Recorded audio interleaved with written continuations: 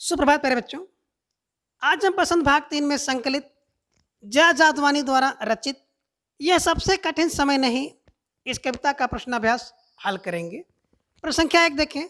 यह कठिन समय नहीं है, यह बताने के लिए कविता में कौन कौन से तर्क प्रस्तुत किए गए हैं स्पष्ट कीजिए।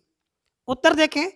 यह कठिन समय नहीं है, यह बताने के लिए कवित्री ने निम्नलिखित तर्क दिए हैं।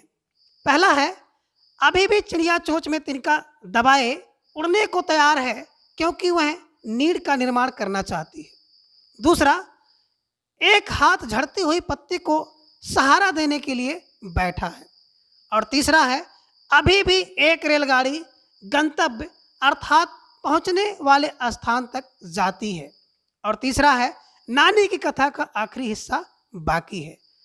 पांचवा है, अभी भी एक बस अंतरिक्ष के पार की दुनिया से बचे हुए लोगों की खबर लाएगी। और छठा है, अभी भी कोई किसी को कहता है कि जल्दी आ जाओ, सूरज डूबने का समय हो चला है। अब प्रश्न संख्या 2 देखें। चिड़िया चोंच में तिनका दबाकर उड़ने की तैयारी में क्यों है, वह तिनकों का क्या करती होगी, लिखिए। उत्तर, चिड़िया अपनी चोंच में तिनका दबाकर उड़ने की तैयारी में है क्योंकि सूरज डूबने का समय हो चुका है।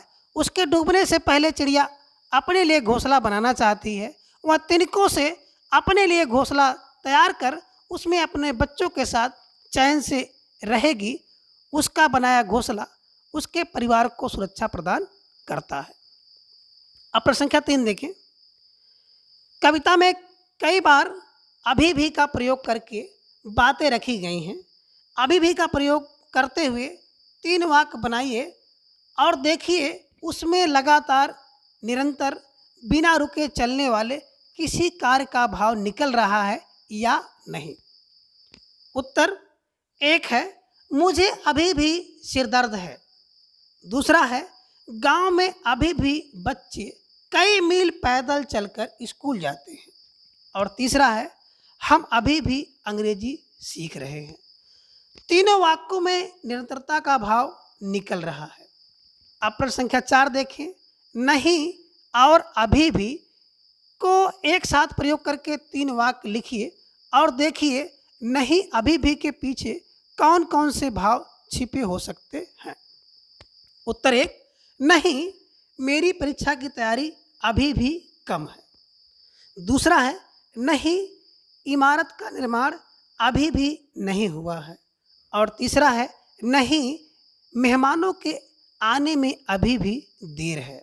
तो अभी भी निरंतर चलने वाली प्रक्रिया का बोध कराता है तथा नहीं से कार्य के ना होने का पता चलता है। संख्या 5 देखिए। आप जब भी घर से स्कूल जाते हैं, कोई आपकी प्रतीक्षा कर रहा होता है। सूरज डूबने का समय भी आपको खेल के मैदान से घर लौट चलने की सूचना देता है कि घर में कोई आपकी प्रतीक्षा कर रहा है। प्रतीक्षा करने वाले व्यक्ति के विषय में आप क्या सोचते हैं, अपने विचार लिखिए। उत्तर, प्रतीक्षा करने वाले व्यक्ति हमारे परिजन ही हो सकते हैं। मेरे तो दिन की शुरुआत और अंत माँ के प्यार से ही होता है।